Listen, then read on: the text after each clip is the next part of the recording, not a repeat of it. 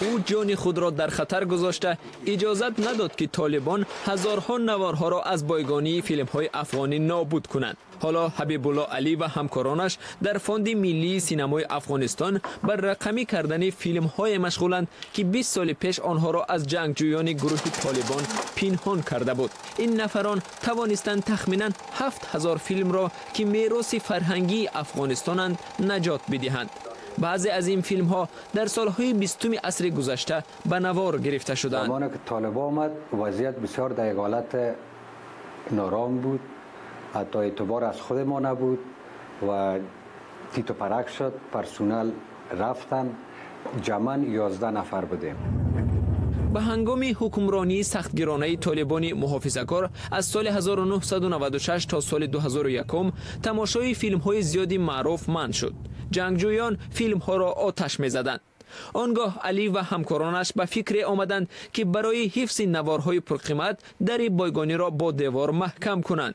به می تصمیم موفق شدیم که یک بخش یک جای ماندیم، یک بخش نظر به سوال پیشتر شما به چتا تیر کردیم، تیت و پرک شد، تاختیم.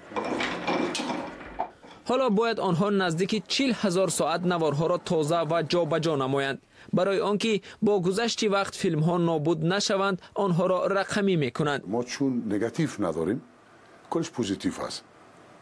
اینا وقتی که میرن به دیجیتال سازی، طرف دیجیتال میرن، به دیجیتال ثبت میشن، تبدیل میشن، یعنی که عمر فیلم ها طولانی میشه و دراز میشه. این کاری ساده نیست. برای هر فیلم 4 روز در کار است. بایگانی در مدت 2 سال کاملا به شکل الکترونی برگردان می شود. با تلویزیون ها اگر تلویزیون ها نشان ندادن، ما خود توسط واحدهای سیار خود به تمام افغانستان ایرا میرسانیم. طالبان منطقه های زیاد افغانستان را تحت نظارت خود نگاه می دارند. در همین حال کارمندان فوند ملی سینمای افغانستان میگویند آمادند جان خود را در کف گذاشته ده به ده بگردند و مردم را با فیلم های داخلی آشنا نمایند.